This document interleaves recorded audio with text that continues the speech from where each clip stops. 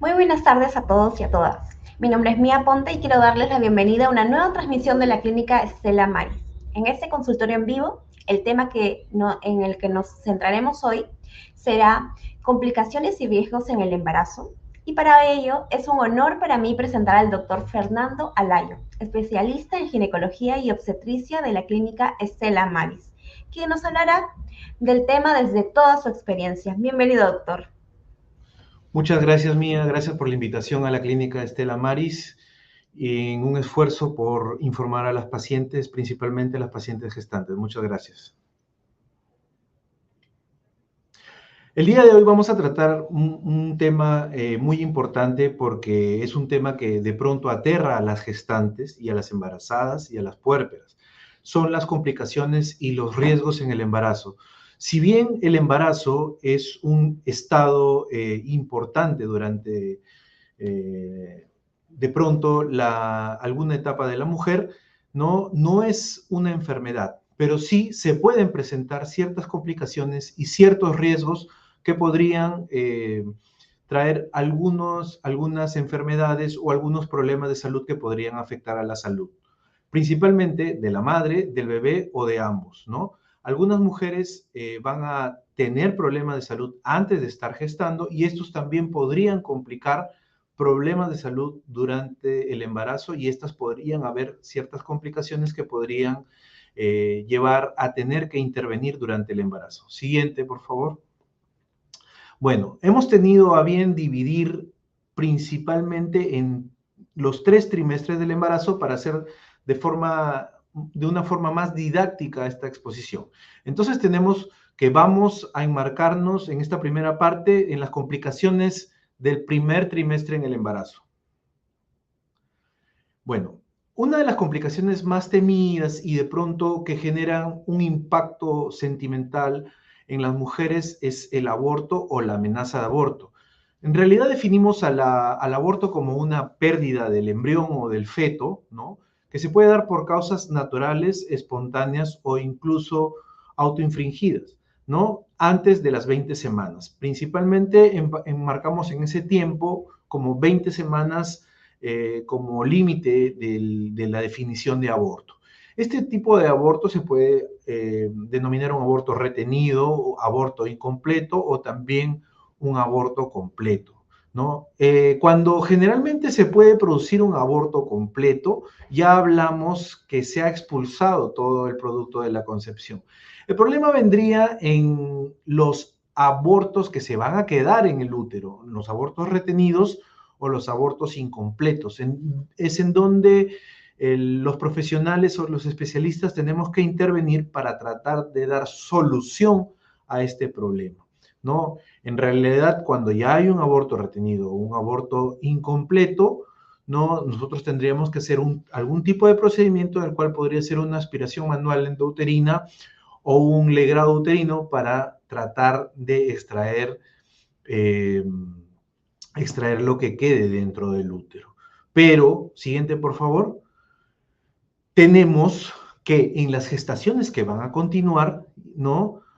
Y que las gestaciones que van a continuar tenemos que podría venirse de esta entidad que se llama amenaza de aborto, que es un paso previo al aborto, y esta amenaza de aborto va a tener en vilo a la madre, va a tenerla preocupada, va a haber preocupación de toda la familia, ¿no? Porque obviamente, porque la concepción se ve amenazada. Esta amenaza de aborto tenemos como signos y como síntomas algunos que les presento a continuación, que podría ser sangrado vaginal, podría haber algún dolor tipo cólico en la pelvis o en el abdomen, también la madre o la gestante podría tener dolor lumbar y podría haber una reducción de síntomas del embarazo. Por ejemplo, la mujer estaba con náuseas y vómitos y de pronto hay una interrupción de las náuseas y vómitos asociada con un sangrado vaginal. Es entonces en este momento en el cual se debe recurrir a un especialista, ¿no? Siguiente, por favor. Dentro de las causas más comunes de aborto son las anomalías congénitas del feto. Entendemos aquí que si ya hay alguna anomalía congénita, el cuerpo en su infinita sabiduría va a tratar de expulsar porque de pronto se encuentra el embrión o el feto con algunas características que son incompatibles por la vida. También el aborto se puede dar por una infección. Dentro de las causas más comunes es la infección urinaria, ¿no? Por eso es importantísimo que las mujeres, desde el momento en que estén sospechando o tengan alguna duda de embarazo, deberían iniciar su control prenatal. Por eso es importante, ¿no?, hacer un tamizaje de cualquier tipo de infección, porque estas podrían traer una amenaza de aborto y un aborto consiguiente, ¿no? Problemas físicos de la madre, por ejemplo, podría tener alguna malformación en el útero, miomas, ¿no? Factores hormonales también en pacientes que son hipotiroideas o hipertiroideas, o en pacientes con lupus eritematoso sistémico, o en pacientes con algún trastorno de coagulación, podría haber mayor riesgo de tener un aborto, ¿no? Enfermedades maternas, ¿no?, como la diabetes, las enfermedades tiroideas que ya les mencioné, y la edad de la madre también es un factor de riesgo porque aumenta ligeramente de los 35 a los 40 años, y a partir de los 40 años aumenta exponencialmente la amenaza de tener un aborto espontáneo. Siguiente, por favor.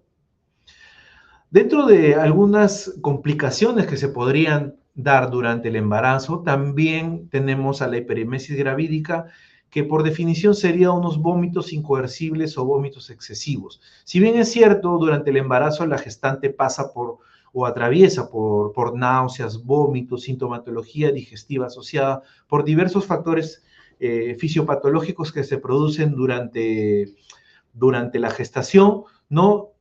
Los vómitos excesivos podrían traer muchos más problemas, como por ejemplo podría ser la deshidratación o incluso la inanición, porque hay algunas mujeres que llegan a 2, 3, 4 días no comer ningún tipo de alimento porque tienen náuseas y vómitos excesivos, y estos le impiden alimentarse. Y si la madre no se alimenta y no hay una ingesta adecuada de líquidos, ¿no?, podría traer consecuencias negativas e incluso consecuencias graves en la gestación.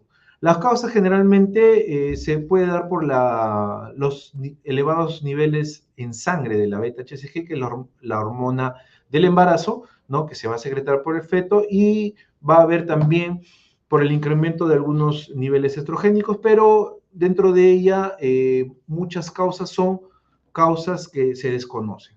Siguiente, por favor. Ahora, esta parte es muy importante. ¿Por qué? Porque en relación al embarazo ectópico, ¿no?, este embarazo no va a llegar a término generalmente. En un 95 a 99% no va a llegar a término, a pesar que pueda haber un embrión vivo en alguna zona del cuerpo de la mujer. El embarazo ectópico, por definición, se indica que es cuando una gestación se va a desarrollar fuera del útero, ¿no? Normalmente las gestaciones, los embarazos, los embriones se van a desarrollar intrauterinamente, dentro del útero, pero existen algunos factores de riesgo que pueden condicionar a que esta gestación, a esta unión del espermatozoide con el óvulo, se vayan a unir y se vayan a implantar anormalmente. Estas implantaciones anormales pueden ser, por ejemplo, en el canal cervical, en la cavidad pélvica, en la cavidad abdominal. En algunos casos se ha visto casos raros, como por ejemplo implantes de embarazos en el hígado, ¿no?, en la pared abdominal, implantes en la cicatriz de una cesárea anterior, ¿no? Es en este caso en el cual el embarazo va a constituir un riesgo importante de muerte materna y va a poner en riesgo la vida de la mujer, y en realidad cuando se hace un diagnóstico de un embarazo ectópico, este debe ser extirpado lo antes posible. Es importante dar consejería a la mujer, a la madre, porque también va a tener un impacto psicológico importante, ya que esta gestación, que es el embarazo ectópico, no se va a llegar a término. Siguiente, por favor. Dentro de las causas tenemos que, por ejemplo, podría haber una obstrucción física en la trompa de falopio. De pronto un mioma podría comprimir una trompa, entonces no va a haber un paso normal del óvulo por la trompa y se puede producir, por ejemplo, una implantación del embrión en la trompa de falopio.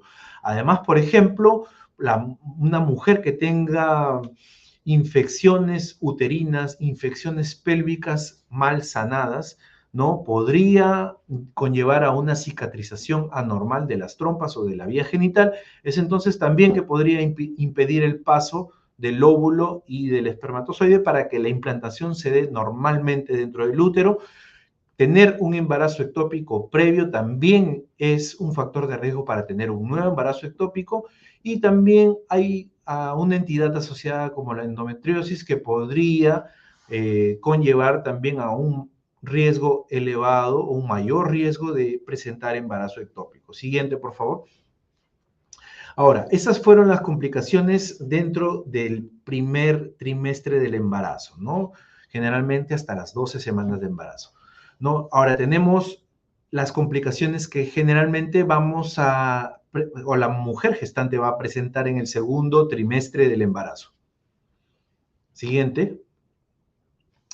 Una de las complicaciones más temidas durante el embarazo y que causa mayor morbimortalidad en las mujeres gestantes, porque podría conllevar hasta un 7% de mujeres gestantes que presentan esta patología, es la denominada preeclampsia. Esta afección, por definición, es una enfermedad hipertensiva que se va a presentar después de las 20 semanas de embarazo, ¿no? Va a ocasionar presión arterial elevada y también puede ocasionar algunos problemas a órganos blancos, los denominados órganos blancos, como por ejemplo pueden ser los riñones, el hígado o el cerebro. También es la llamada toxemia del embarazo.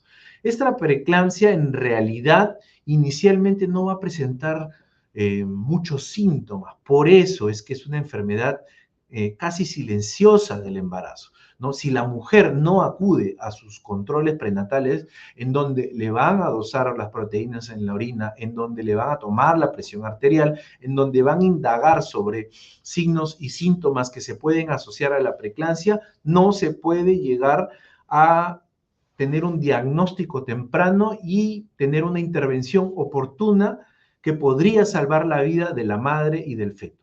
Dentro de algunos síntomas y signos, ¿no? Dentro de los signos, el signo más importante es la presión arterial elevada, pero esta no se va a detectar si es que no hay la toma de presión adecuada. Esta no puede ser presenciada por la madre o notada por la madre. Entonces, por eso es muy importante el control prenatal, ¿no? También va a haber pérdida de proteínas por la orina.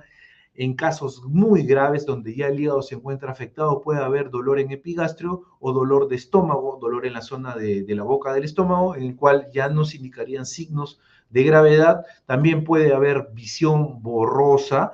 También, como ya les referí, en estos signos ya nos encontraríamos en un paso más, en un paso grave de la enfermedad de la preeclampsia. También puede escuchar acúfenos y también puede tener dolor de cabeza. Cuando ya se encuentran con esta sintomatología de acúfeno, visión borrosa, escuchar sonidos, ya nos encontramos, como les referí, en un paso más de la preeclampsia, y es entonces donde podría ya estar afectado el cerebro y llevar a una entidad mucho más complicada que se denomina eclampsia, ¿no? Que sería la preeclampsia, pero con compromiso cerebral, y la mujer puede llegar a tener convulsiones. Y al tener convulsiones, obviamente ponen en riesgo a la madre y en riesgo al feto también, ¿no? Obviamente. La siguiente. Tenemos una entidad que es una entidad que también es importante resaltar que se puede detectar durante los controles prenatales, principalmente durante las ecografías, que la encontramos dentro de las complicaciones hemorrágicas del embarazo, que es la placenta previa. Esta placenta previa va a presentarse cuando la placenta se sitúa de forma un poco anormal delante de la cabeza del bebé y va a tapar el orificio por donde supuestamente debería salir el bebé. Esta situación la vamos a encontrar en muchos embarazos, pero es importante detectarla. ¿Por qué? Porque obviamente si es la placenta, que es el órgano nutricio del bebé, se va a encontrar tapando el orificio por donde va a salir el bebé, el lugar del parto vía vaginal ya no se va a poder realizar, ¿no? Y se tendría que extraer por vía abdominal o por vía cesárea, debido a que, por obvias razones, la placenta va a ocluir el sitio por donde debe salir el bebé. Es entonces que si la mujer, por ejemplo, presenta, ¿no?, sangrados vaginales asociados a placenta previa, es muy importante y es primordial acudir a sus controles y tener manejo intrahospitalario o dentro de la clínica para poder monitorizar que no hayan contracciones que puedan conllevar a un parto pretérmino, que son una de las complicaciones también importantes de placenta previa, ¿no? La siguiente, por favor. Una de las complicaciones que se dan en el segundo trimestre del embarazo, pero generalmente también se podría presentar en cualquiera de los 3 trimestres, es la anemia, ¿no? Que va a ser una disminución de la concentración de la hemoglobina en la sangre. Las causas en nuestro país por de pronto una mala nutrición es una de las causas importantes, la mala nutrición. También otra de las causas puede ser por la mala absorción del hierro a nivel intestinal, ¿no? Y también en la sangre va a haber una especie de dilución inicial, debido a que obviamente la mamá ya no se va a encontrar solamente con su sangre, sino también va a tener un intercambio sanguíneo, ¿no?, con la placenta para nutrir al bebé, ¿no? Hay síntomas que se pueden asociar, ¿no? Son sensación de cansancio, debilidad, palidez, mareos, incluso a veces falta de aire. Pero todos estos síntomas son importantes que los pueda discriminar un profesional de la salud, un médico ginecobstetra, para poder tener un diagnóstico temprano y para poder tener un tratamiento oportuno que pueda elevar la hemoglobina de la mujer para evitar que llegue deficientemente la sangre con menos oxígeno al bebé, ¿no? Entonces es por eso muy importante los controles prenatales nuevamente, porque durante los controles prenatales se van a hacer una serie de tomas de hemoglobina que van a permitir tener una detección y un diagnóstico temprano de la anemia materna. Siguiente, por favor. Ahora, dentro del tratamiento, el principal tratamiento, si es una anemia por falta de ingesta, ¿no?, o es una anemia que se ha producido por una mala absorción, el principal tratamiento es darle compuestos, darle alimentos y darle vitaminas y hierro que puedan elevar los niveles séricos de hierro en la sangre, ¿no? Y obviamente existen diversas estrategias, vía oral, vía endovenosa, de acuerdo a los niveles de anemia, para poder elevar los valores de hemoglobina en la sangre. Siguiente, por favor. Ahora, diabetes gestacional. La diabetes gestacional, nos encontramos ante esta entidad que por definición podría ser el exceso de los niveles de azúcar en la sangre durante el embarazo. Así como hay diabetes mellitus tipo 2, hay mujeres gestantes que tienen diversos factores de riesgo, en el cual podría haber una alteración del metabolismo de la glucosa y podría presentarse niveles elevados de azúcar en la sangre, ¿no? Esto se debe a que hay diversos factores dentro de la fisiología del embarazo que podrían llegar a producir un desbalance, ¿no?, en estas mujeres que tienen algunos factores del riesgo. La diabetes gestacional, por ejemplo, podría aumentar el riesgo de parto prematuro, de parto por cesárea, ¿no?, y también de preeclampsia. Dentro de los síntomas, ¿no?, por lo general, como les hemos referido, no produce síntomas. Lo malo de estas enfermedades es que en etapas iniciales no producen síntomas, entonces se encuentra dentro de las enfermedades del embarazo que podrían traer consecuencias graves, que son de forma silenciosa, ¿no? De pronto puede haber un poco de fatiga, un poco de hambre en la mujer, pero el diagnóstico es dentro de los síntomas, no vamos a encontrar ninguna sintomatología pero dentro del diagnóstico es el principal, la prueba de tolerancia a la glucosa, en donde vamos a encontrar niveles elevados de sangre. Siguiente, por favor. Ahora, el tratamiento de la diabetes gestacional. Es importante detectar la diabetes gestacional porque una de las estrategias terapéuticas o estrategias de tratamiento más importante es el plan de alimentación, básicamente, ¿no? Hay mujeres gestantes que de pronto les provoca comer arroz, yuca, papa, muchas gaseosas, muchos dulces durante el embarazo, y solamente teniendo un plan de alimentación estratégico que va a ser proporcionado conjuntamente por los profesionales de nutrición y por los médicos, solamente con hacer este tipo de intervención podríamos mejorar, ¿no? Esta enfermedad de la diabetes gestacional. En algunos casos más graves, ¿no? En algunos casos en el cual hay diversos factores asociados en los cuales es imposible controlar los niveles de azúcar en sangre con este plan de alimentación o con esta intervención alimenticia, ¿no? Podemos dar la administración de insulina para mantener los niveles de azúcar bajo control, ¿no? Siguiente, por favor. Ahora, cuando ya el embarazo ya ha pasado el primero, segundo trimestre, podríamos tener también complicaciones en el tercer trimestre. Y estas complicaciones, ¿no? Generalmente cuando ya entramos al tercer trimestre, ¿no?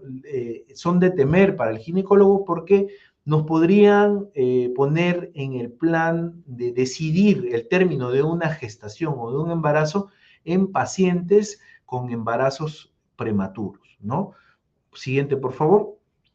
Una de las complicaciones más trágicas, más urgentes que podrían pasar durante el tercer trimestre es el desprendimiento de la placenta o el desprendimiento prematuro de la placenta. ¿Por qué hablamos de prematuro? Porque obviamente durante el parto se va a producir un desprendimiento de placenta y el desprendimiento prematuro de placenta tendría como consecuencias graves que se despegue antes de que el bebé nazca, ¿no? Entonces, si se va a desprender alguna zona de la placenta antes que el bebé nazca, por ejemplo, por poner un ejemplo, a las 34, 35, 36, 37 semanas, ¿no? Podría traer una consecuencia grave porque este desprendimiento va a producir una zona de hemorragia entre el útero y la placenta y esta se va a seguir desprendiendo y puede formar coágulos y puede desprenderse en su totalidad, y al desprenderse en su totalidad, la placenta, que es el órgano nutricio del bebé, ¿no? Podría causar la muerte fetal, ¿no? Es importante tener en cuenta estos diagnósticos como son el dolor fuerte acompañado de una hemorragia oscura a través de la vagina, ¿no? Esto obviamente, como el órgano oxigenatorio del bebé va a ser la placenta, si desprendemos este órgano que va a ser la conexión entre el útero y el bebé, no va a llevar oxígeno y puede tener la consecuente muerte fetal, ¿no? Pero es por eso muy importante que las madres gestantes tengan en cuenta esta entidad, que es una entidad muy grave, que es el desprendimiento de placenta, para que puedan estar prevenidas en caso tengan dolor abdominal fuerte o en caso tengan sangrado o una hemorragia a través de la vagina, principalmente que tenga de características de color oscuro, ¿no? Siguiente, por favor. La rotura prematura de membranas, ¿no?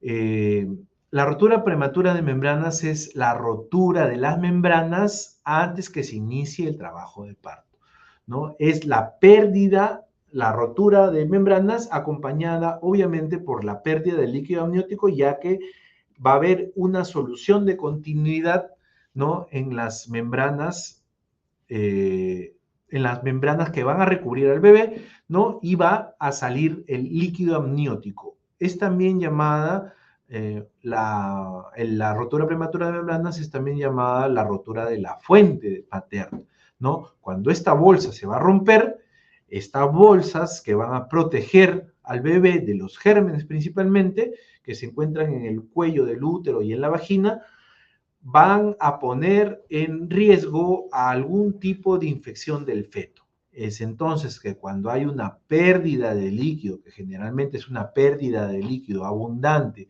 que es haciendo una comparación, es una pérdida de líquido como cuando a una mujer la mojan con un globo durante carnaval, se moja las piernas, se moja las rodillas, hay un charco de agua en el piso, ¿no?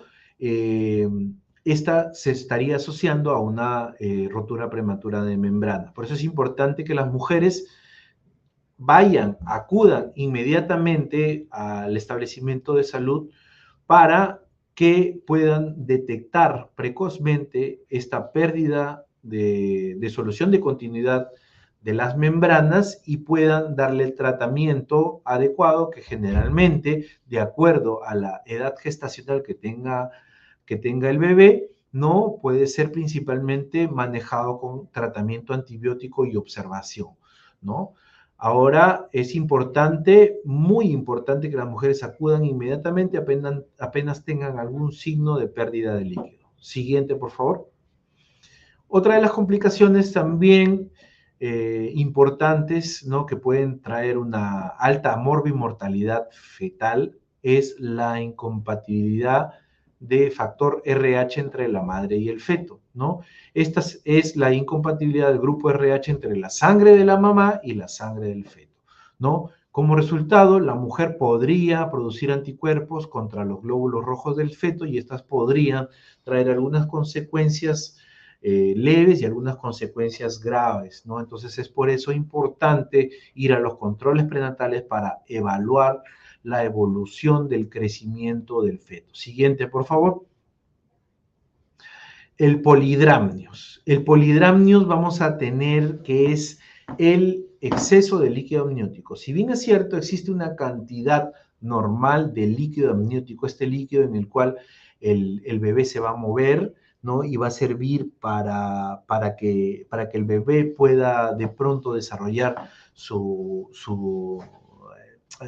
órganos musculoesqueléticos de una forma adecuada, va a ser un medio de protección, ¿no? El bebé se va a encontrar dentro de una piscina de agua en donde mecánicamente va a haber una protección del feto, ¿no? Muchas veces podrían haber entidades que conlleven a un exceso de líquido amniótico, ¿no? Este exceso va a ser normal cuando el bebé sea un poco grande o cuando el embarazo sea múltiple.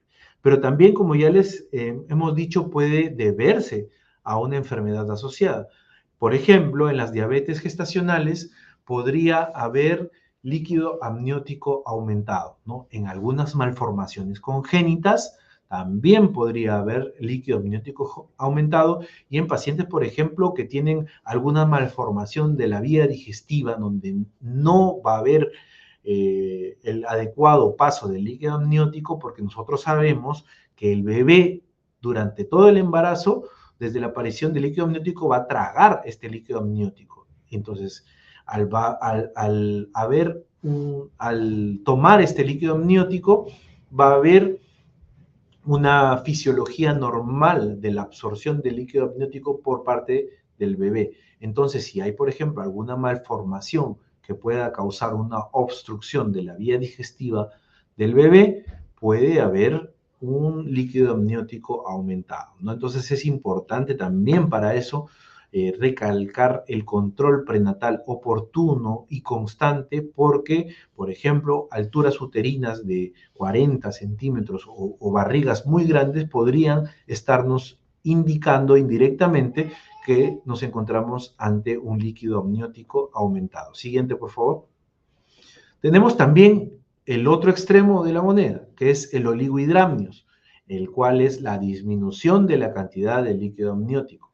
También podría asociarse a enfermedades como diabetes gestacional, pero principalmente la diabetes gestacional es para polidramnios y también el oligohidramnios podría estarnos indicando un funcionamiento anormal de la placenta. Es entonces que el bebé no está recibiendo de pronto una adecuada oxigenación y se pone en mayor reposo, ¿no? Entonces los riñoncitos, que son uno de los primeros órganos que se afectan cuando hay una poca oxigenación. Pueden estar produciendo menos orina, ¿no? Y al producir menos orina, obviamente, como uno de los componentes principales del líquido amniótico es orina, vamos a tener la disminución del líquido amniótico y tener el consiguiente oligohidramio. Siguiente, por favor. Y bueno, ya para casi finalizar este breve pero importante, esta importante charla, ¿no? Podemos tener que durante el embarazo puede haber un retraso del crecimiento intrauterino. Tenemos aquí que diferenciar de forma importante con los bebés que son pequeños para la edad gestacional, que generalmente son constitutivamente, ¿no? Se van a dar un crecimiento pequeño. Por ejemplo, si la mamá tiene un tamaño de 1,50 m, el papá 1,48 m, ¿no? Entonces, de pronto, intrauterinamente, estos bebés, comparados con las tablas de crecimiento de los bebés, podrían estar dentro de percentiles bajos, o sea, dentro de promedios bajos de crecimiento, ¿no? Pero si hay algún otro factor que podría estar causando un retardo del crecimiento intrauterino, ¿no? El cual no llegue a un adecuado feto, tenemos que detectarlos para que principalmente poder evaluar la culminación oportuna del embarazo, ya que si el bebé no está creciendo adecuadamente, debe ser por algún factor, ¿no? Principalmente de la placenta, que no está llevando los alimentos necesarios al bebé para que pueda crecer. Entonces, es allí donde los ginecólogos tenemos un dilema que ya se encuentra establecido, este dilema de actuación, ¿no? De culminación del embarazo. Bueno, obviamente, como le digo, ya se encuentra establecido de culminar la gestación antes de lo previsto, porque tendríamos que el bebé se encontraría mejor fuera del útero que dentro del útero, ya que no le está llegando la adecuada alimentación dentro del útero, ¿no? Si hay una extracción prematura de un bebé porque se ha detectado, por ejemplo, un retraso del crecimiento intrauterino severo, puede que necesitemos sacarlo antes y pueda que sea un bebé muy pequeño que necesite unos cuidados adecuados y que necesite tener una estancia hospitalaria un poco más prolongada. Siguiente, por favor. Bueno, intenté hacer este resumen muy breve, muy rápido de las principales patologías, de las complicaciones y de los riesgos que hay durante el embarazo. Existen muchísimo más, claro está, pero principalmente hemos enfocado a los principales. Muchas gracias a la Clínica Stella Maris nuevamente, muchas gracias a Mía y a todo el equipo logístico de transmisión, y los invitamos a agendar una cita en la Clínica Stella Maris con todos los profesionales que nos encontramos a su servicio en el área de ginecobstetricia. Muchas gracias. Perfecto, doctor. Muchas gracias por su interesante exposición. A continuación procederemos a leer algunas de las consultas que se han realizado durante su intervención. Vamos con la primera. Esta viene de Yanira González y ella escribe: hola doctor, mi tía tiene 40 años y está embarazada. ¿Su embarazo podría ser riesgoso? ¿Y qué podría hacer para cuidarse más? Ya, por definición, cuando una mujer supera los 35 años, ya se encuentra en un alto riesgo obstétrico, que se llama alto riesgo obstétrico por edad materna.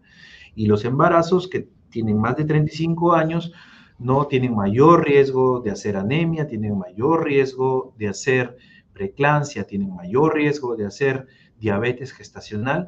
¿Y qué es importante para prevenir, o qué intervenciones podríamos tener? En primer lugar, tener un control prenatal adecuado, acudir a todos sus controles prenatales para evaluar el adecuado crecimiento del feto. En segundo lugar, la toma de presión arterial, que lo van a hacer durante el control prenatal.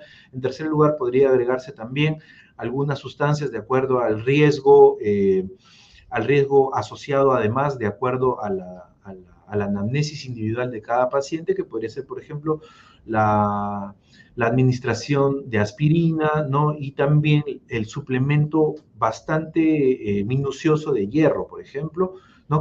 Y también realizar una toma de glucosa con un test de tolerancia a la glucosa que ya el médico ginecólogo durante la consulta de control prenatal les va a indicar. Entonces es por eso que, si bien es cierto, hay muchas mujeres que tienen más de 35 años que pueden salir gestando, esta se encuentran en un riesgo aumentado de algunas patologías. Es por eso que nuevamente, por décima vez, recalco la importancia del control prenatal durante el embarazo.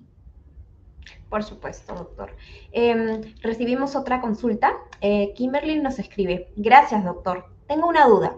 ¿Qué pruebas prenatales son esenciales al principio del embarazo?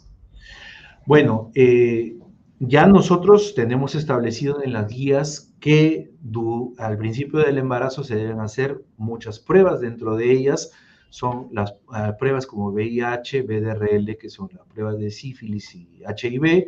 Tenemos también el hemograma completo, que nos va a permitir tener una idea de la situación sanguínea de la mujer, en el cual va a haber leucocitos, hemoglobina y plaquetas principalmente. Además, se solicita examen de orina, ¿no? El examen de orina, porque en estas gestantes vamos a tener un riesgo ligeramente aumentado de infección urinaria, ¿no? Y la infección urinaria no es para nada buena tenerla durante el embarazo, ¿no? Y también vamos a tener en la previa un control de glucosa y creatinina, que nos va a tener una idea de cómo está el riñón de la mujer, y también los niveles de glucosa, y luego posteriormente el test de tolerancia a la glucosa, que nos va a indicar cómo está llevando el metabolismo de la glucosa a la mujer. Entonces, estas son las pruebas básicas fundamentales. En muchos otros sitios también podemos agregar las pruebas tiroideas, ¿no? A la mujer, ¿no? Y también las pruebas de algún otro tipo, como hepatitis B, hepatitis C, ¿no? Bien, doctor, vamos con nuestra siguiente pregunta. Doctor, ¿qué aumenta el riesgo de aborto espontáneo temprano? Ya, aquí es muy importante de especificar, porque muchas mujeres dicen: doctor, estoy embarazada y sabe que no voy a hacer ejercicio, me voy a poner en reposo, me voy a meter a la cama porque mi mamá o mi tía o tengo una amiga que abortó y no quiero abortar, ¿no? Se debe saber que los factores que aumentan el aborto son factores principalmente de la morfología de la mujer, son factores genéticos del propio embrión. Es entonces que las mujeres deben entender que los abortos, principalmente, que van a cursar como aborto, vale decirse, los abortos por causas genéticas del feto, no hay ninguna estrategia que nos permita prevenirlos, ¿no? Si bien es cierto, hay algunos otros factores, como por ejemplo trastornos de la coagulación, algunos factores un poco raros asociados a la mujer, es importante evaluar si la mujer ya ha tenido, por ejemplo, abortos a repetición, porque si la mujer ya ha tenido abortos a repetición o pérdidas gestacionales anteriores, allí es en donde se debería hacer una minuciosa historia clínica para nosotros poder tener o realizar intervenciones que puedan evitar ese tipo de aborto. En esos casos sí podemos intervenir, en esos casos sí se puede evitar, ¿no? Pero en situaciones como malformaciones genéticas del embrión, el cuerpo es bastante sabio para intentar eliminar o expulsar algunos productos de la concepción que, por ejemplo, no tengan compatibilidad con la vida. Es entonces que tenemos que buscar los antecedentes de la mujer. Por eso es importante la correcta anamnesis a través de un médico ginecólogo obstetra, ¿no? La correcta anamnesis para detectar algún tipo de problema en la mujer que pueda conllevar a un riesgo mayor de aborto, ¿no? Bien, doctor, vamos con la siguiente consulta. Gracias, Jorge Saco, por tu sintonía. Él nos consulta: ¿Qué debe comer y cuáles son los cuidados de una mujer con riesgo de preeclampsia? Es un tema, es una pregunta muy importante. ¿Por qué? Porque empezando que se hacen muchos planteamientos de qué es la preeclampsia. Y ya con muchos años de conocimiento de qué es la preeclampsia, ¿no? Muchas veces no se ha establecido al 100% la correcta fisiopatología de cómo se produce. Se tienen muchas teorías, pero si bien es cierto, sí tenemos que es una enfermedad, ¿no? Que va a producir hipertensión, ¿no? Entonces, ante la pregunta de Jorge, de qué debe comer una mujer con riesgo de preeclampsia, generalmente ya en el tercer trimestre del embarazo es donde el segundo y tercer trimestre ya se podría producir la preeclampsia. La mujer debe tener una dieta un poco disminuida en sal, ¿no? Debe tener la ingesta oportuna de líquidos, ¿no? Y principalmente la dieta debería ser dieta en legumbres, dieta en verduras, ¿no? Una dieta rica en frutas, dieta rica en vitaminas, una dieta con una adecuada ingesta proteica, ¿no? Muchas veces en nuestro país nosotros tendemos a tener una dieta bastante asociada a los carbohidratos, ¿no? 50, 60, hasta 70% de veces nosotros tendemos a comer carbohidratos, pero es necesario tener una dieta balanceada en donde las proteínas, ¿no? Tengan un rol importante, ¿no? Entonces, siguiendo estas recomendaciones, si bien es cierto, no se va a prevenir si a una mujer con factores de riesgo elevado, si bien es cierto, podríamos tener algunas intervenciones farmacológicas para disminuir el riesgo, hay un cierto porcentaje en el cual no se va a prevenir. Entonces, comiendo, teniendo una alimentación balanceada, baja en sales, baja en líquidos, podríamos tener un riesgo disminuido, ¿no?